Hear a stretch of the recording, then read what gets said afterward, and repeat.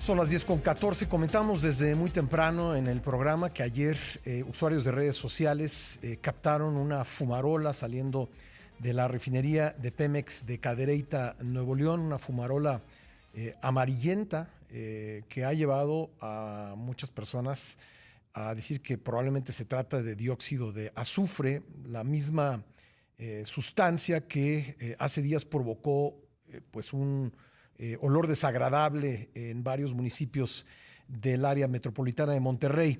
Vamos a hablar sobre este tema con Félix Arratia, secretario de Medio Ambiente del Estado de Nuevo León. ¿Qué tal, secretario? ¿Cómo le va? Pascal, un gusto saludarte a ti y a tu auditorio, a la orden. Entiendo que emitieron ustedes una advertencia de clausura en contra de esta instalación de Pemex.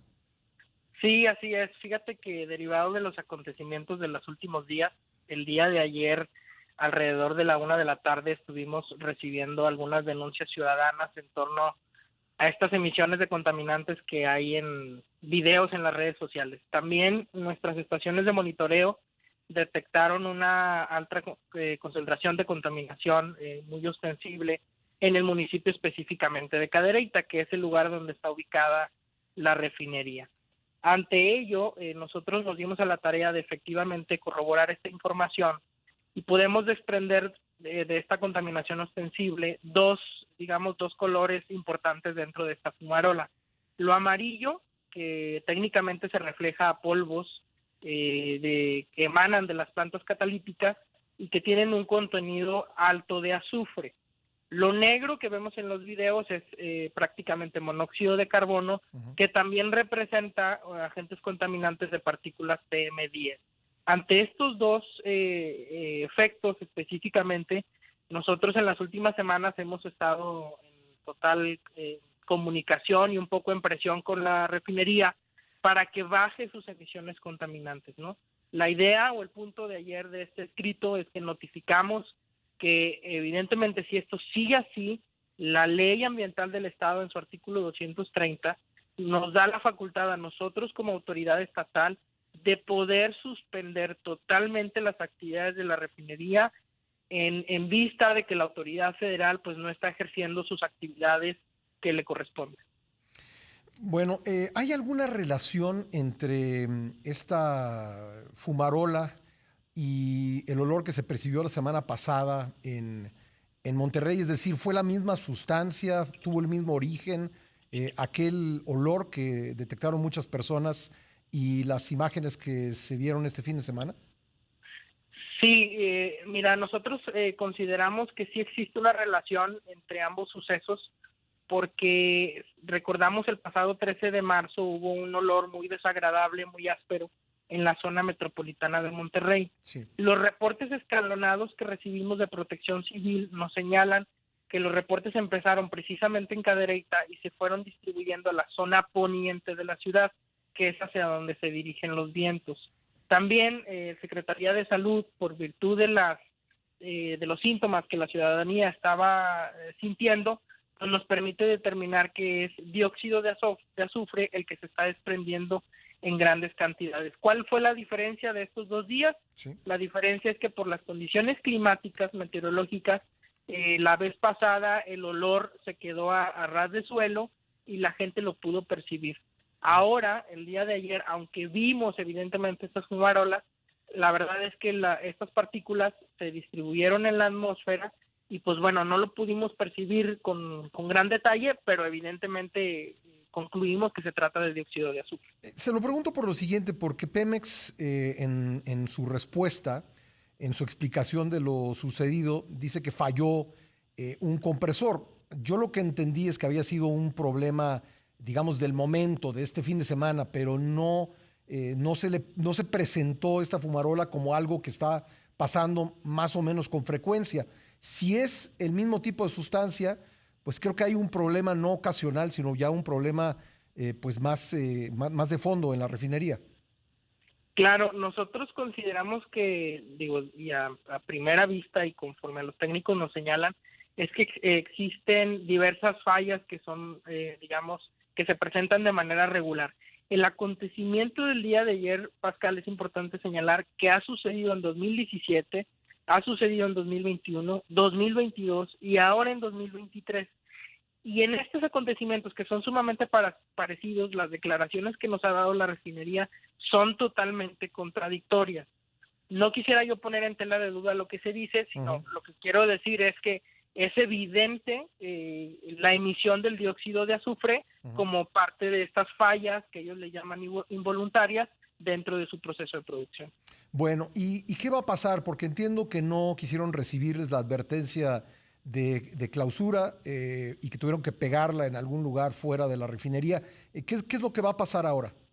Mira, Pascal, hay un tema muy importante que es recordar que en virtud de que las refinerías se consideran temas de importancia de seguridad nacional, precisamente las fuerzas federales son las que, digamos, pues te permiten o no el acceso a las instalaciones, para hacer de manera práctica. Sí. Nosotros tenemos esa facultad, estamos en comunicación con directivos de Pemex, vamos a ir a Ciudad de México el día miércoles y de ahí nos van a presentar lo que queremos entender, un plan de medidas urgentes.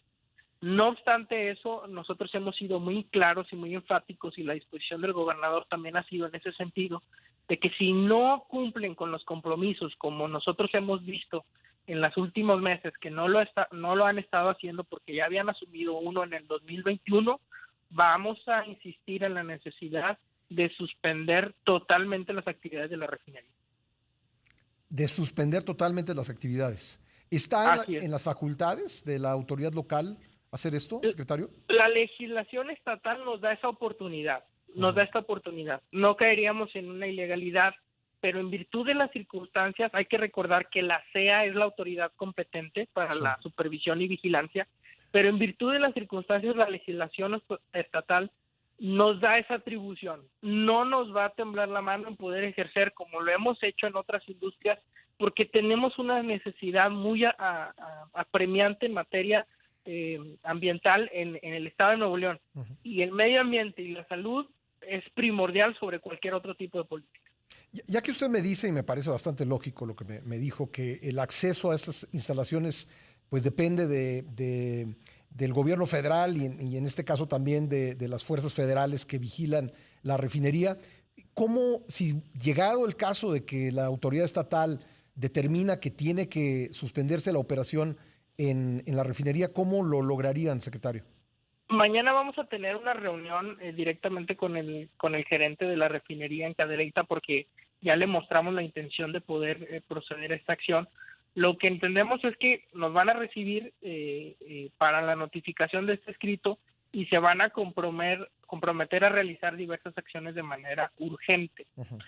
La verdad es que la argumentación que nos dieron al momento en que no nos quisieron recibir no fue porque estuvieran las fuerzas militares ahí, ciertamente fue porque nos dijeron que no había nadie en las oficinas, ¿no? Entonces, pues técnicamente al ser días hábiles, pues nos tienen que recibir cualquier otro escrito y cualquier otra notificación, más aún tratándose de medidas de seguridad urgentes como esta, para poder atender la suspensión total de actividad.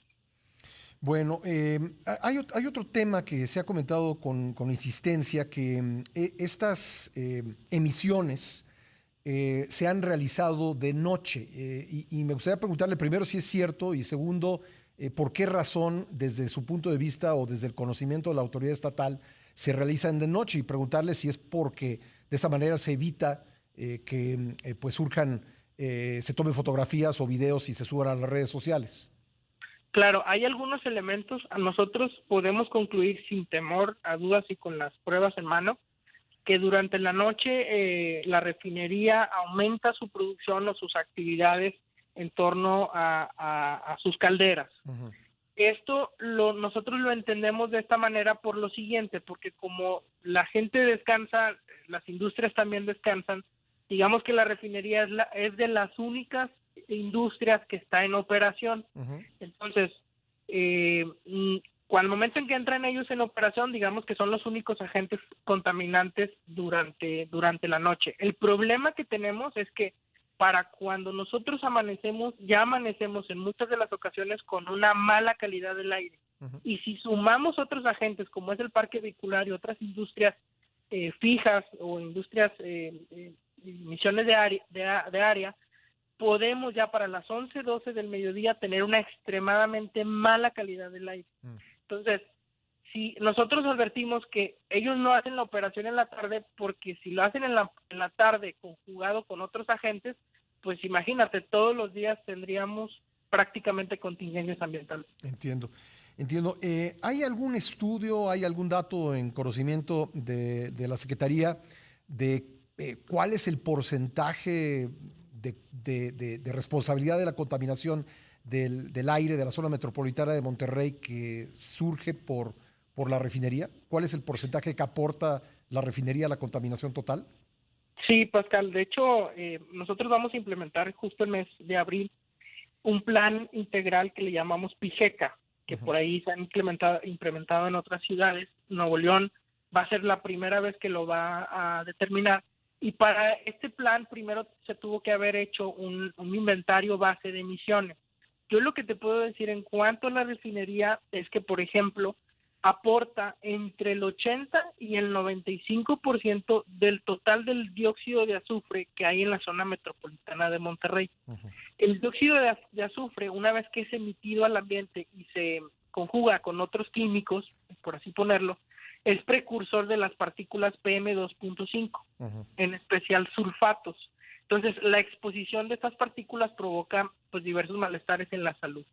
Entonces, es entre el 80 y el 95%, además de que es un agente en materia de ozono y en materia de PM2.5 y PM10, que son los diferentes contaminantes criterio. Si nosotros hacemos el compromiso, inclusive en la propia refinería, de poder mitigar estos agentes contaminantes, pudiésemos estar hablando de reducir entre un 30 y un 40% de manera tajante la emisión de contaminantes en la zona metropolitana. ¿Cuál es el daño que provoca el dióxido de azufre en el cuerpo? Son diferentes, mira, principalmente tiene que ver con síntomas agudos en las vías respiratorias, en los ojos, en la boca, pero además en este dióxido de azufre que se convierte luego en PM2.5, la exposición por un largo tiempo a estas partículas provoca algunas enfermedades como son las diabetes, algunos malestares que tienen que ver con el sistema pulmonar, con el corazón, incluso con el cerebro. Entonces, digamos que los efectos son para la salud muy nocivos y es el objetivo que nosotros pretendemos ya cortar, que es la emisión de estas partículas 2.5. ¿Ya han podido ustedes medir o saber qué municipios del área metropolitana o del estado de Nuevo León son los más afectados por estas emisiones, en concreto las de la refinería? En concreto las de refinería sí, es propio Cadereyta, que es donde está ubicada la refinería, el municipio de Guadalupe y Juárez, que son las áreas colindantes dentro de la zona metropolitana a la refinería.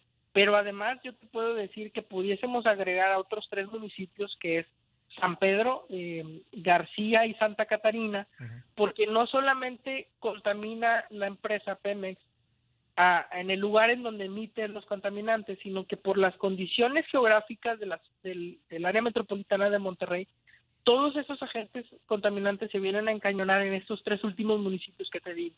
Entonces, hay una contaminación por fuente emisora dentro de estos municipios, pero como consecuencia en estos siguientes 3 municipios. De tal manera que todos estos pudiésemos atribuir los factores de contaminación directamente a la refinería.